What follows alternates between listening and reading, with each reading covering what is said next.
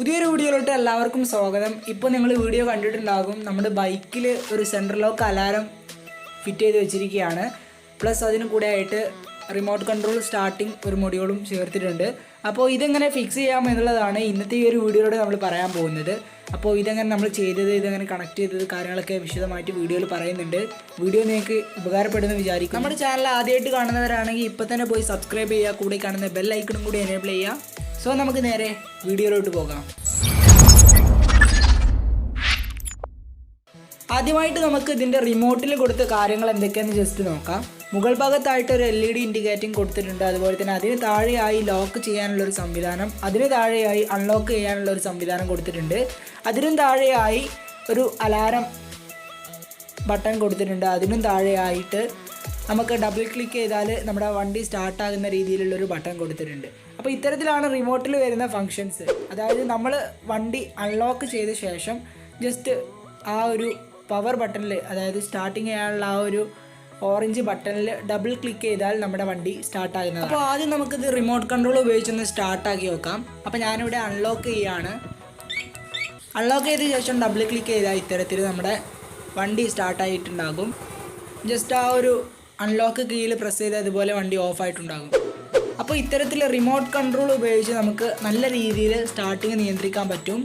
ഇനി ഞാൻ വണ്ടി ലോക്ക് ചെയ്ത് എവിടെയെങ്കിലും നിർത്തിപ്പോയി എന്ന് വിചാരിക്കുക. മറ്റാരെങ്കിലും നമ്മുടെ വണ്ടി എടുക്കാൻ ശ്രമിക്കുകയാണെങ്കിൽ ജസ്റ്റ് ഇതുപോലെ അലാറം അടിക്കും. അപ്പോൾ നമുക്ക് സ്റ്റാർട്ടാക്കാൻ ചാവിയുടെ ആവശ്യം വരുന്നില്ല. ജസ്റ്റ് നമ്മൾ ഈ ഒരു റിമോട്ടിൽ അൺലോക്ക് ചെയ്താണ് സ്റ്റാർട്ടാകുന്നത്.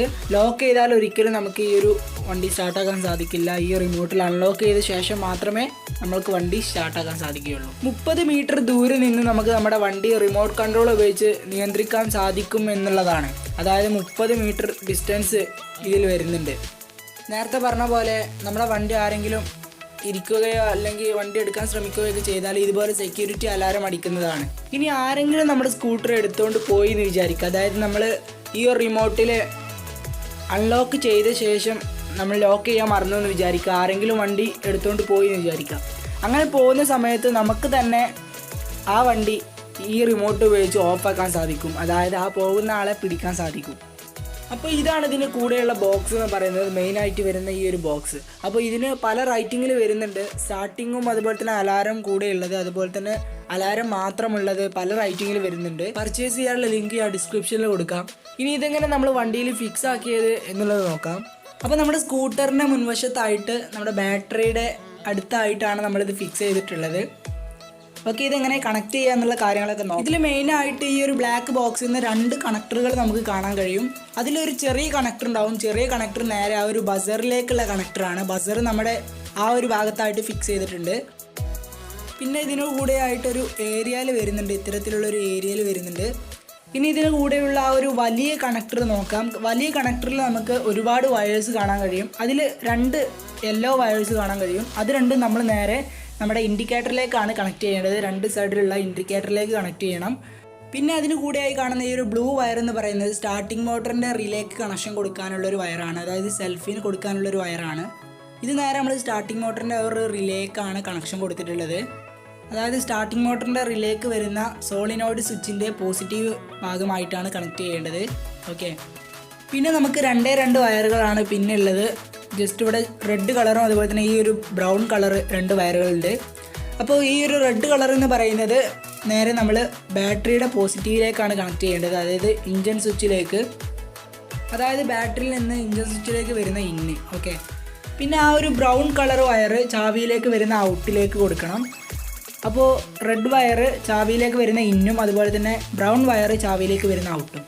അപ്പോൾ ഇത്തരത്തിലാണ് നമ്മളിവിടെ കണക്ട് ചെയ്തിട്ടുള്ളത്. അപ്പോൾ ചാവി നമ്മൾ ഓഫാക്കി പോകുമ്പോൾ ഈ ഒരു റെഡ് വയറിലൂടെയാണ് നമ്മുടെ റിമോട്ടിലേക്ക് കറണ്ട് എത്തുന്നത്. അതുപോലെ തന്നെ ഈ ഒരു ബ്രൗൺ വയറിലൂടെയാണ് ചാവി നമ്മൾ ഓൺ ചെയ്യുമ്പോൾ റിമോട്ടിലേക്ക് കറണ്ട് എത്തുന്നത്. ഇതാണ് ഇതിൻ്റെ ഒരു ഫ്യൂസ് എന്ന് പറയുന്നത്. 15 ആംപിയർ ഫ്യൂസാണ് ഇവിടെ കൊടുത്തിട്ടുള്ളത്. അപ്പോൾ ഇത്തരത്തിൽ ഇതിൻ്റെ ഫ്യൂസ് ഉണ്ട്. പിന്നെ നമ്മൾ ഇവിടെ ആയിട്ട് കുറച്ച് വയറ് ഇൻസുലേഷൻ ടാപ്പ് ഉപയോഗിച്ച് ചുറ്റി വെച്ചിട്ടുണ്ട്. അപ്പോൾ ഈ ഒരു വയർ നമ്മൾ 2 സ്റ്റോക്ക് ഇഞ്ചൻ, അതായത് ബൈക്കിൽ തന്നെ 2 സ്റ്റോക്ക് ഇഞ്ചനുള്ള ടൈപ്പ് ഉണ്ട്. അപ്പോൾ അത്തരത്തിലുള്ള ബൈക്കിന് യൂസ് ചെയ്യാനായിട്ടാണ് ആ ഒരു വയർ. അപ്പോൾ അത് നമുക്ക് ഇവിടെ ആവശ്യമില്ലാത്തത് കൊണ്ട് നമ്മൾ ജസ്റ്റ് അതവിടെ ചുറ്റി വെച്ചെന്നുള്ളൂ. പിന്നെ നമ്മൾ നേരത്തെ പറഞ്ഞ പോലെ ഈ ഒരു ചെറിയ കണക്ടറാണ് നമ്മൾ നേരെ ബസറിലേക്ക് കൊടുത്തിട്ടുള്ളത്. ലോക്ക് ചെയ്ത് പോകുന്ന സമയത്ത് നമ്മുടെ വണ്ടിയിൽ ആരെങ്കിലും ഇരിക്കുക എന്തെങ്കിലുമൊക്കെ ചെയ്താൽ നമ്മൾ അലാറം അടിക്കുമെന്ന് പറഞ്ഞു. ആ ഒരു മോഷൻ സെൻസർ നടക്കുന്നത് ഈ ഒരു ബ്ലാക്ക് ബോക്സിനുള്ളിലായിട്ടാണ്. ഇതിനുള്ളിലായിട്ട് ഒരു റിലേ കൊടുത്തിട്ടുണ്ട്. ആ ഒരു റിലേ മുഖേന നമുക്കിത് സാധിക്കും. അപ്പോൾ ഇന്നത്തെ ഈ ഒരു വീഡിയോ നിങ്ങൾക്ക് എല്ലാവർക്കും ഇഷ്ടപ്പെടുമെന്ന് വിചാരിക്കുന്നു. ഇഷ്ടപ്പെട്ടാൽ ഉറപ്പായും ലൈക്ക് ചെയ്യുക. നിങ്ങളുടെ ഫ്രണ്ട്സിന് മറ്റുള്ളവരിലേക്ക് എല്ലാവരിലേക്കും ഈ ഒരു വീഡിയോ ഷെയർ ചെയ്ത് എത്തിക്കും. നമുക്കിത് സ്കൂട്ടറിൽ, ബൈക്കിൽ മാത്രമല്ലാതെ ഓട്ടോറിക്ഷകളിലൊക്കെ യൂസ് ചെയ്യാം. പിന്നെ നമ്മുടെ ഈ ഒരു പ്രൊഡക്റ്റിൻ്റെ ലിങ്ക് ഞാൻ ഡിസ്ക്രിപ്ഷനിൽ കൊടുത്തിട്ടുണ്ട്. ഞാൻ ഉപയോഗിച്ച പ്രൊഡക്റ്റ് അല്ല, ഞാൻ ഇവിടുന്ന് വാങ്ങിയതാണ്. ഇത് ജസ്റ്റ് ഓൺലൈനിലുള്ള പ്രൊഡക്റ്റാണ്. എങ്ങനെ ക്വാളിറ്റി കാര്യങ്ങൾ അറിയില്ല. ജസ്റ്റ് നമ്മൾ ഇവിടുന്ന് വാങ്ങുന്നതായിരിക്കും നല്ലത്. ഓക്കെ, അപ്പോൾ പല റേറ്റിങ്ങിൽ ഈ ഒരു പ്രൊഡക്റ്റ് ലഭിക്കും. അപ്പോൾ ഈ ഒരു വീഡിയോ ഇഷ്ടപ്പെട്ടാൽ എന്തായാലും നമ്മുടെ ചാനൽ സബ്സ്ക്രൈബ് ചെയ്യണം. അടുത്ത പുതിയൊരു വീഡിയോയുമായി അടുത്ത എപ്പിസോഡിൽ കാണാം. ബൈ.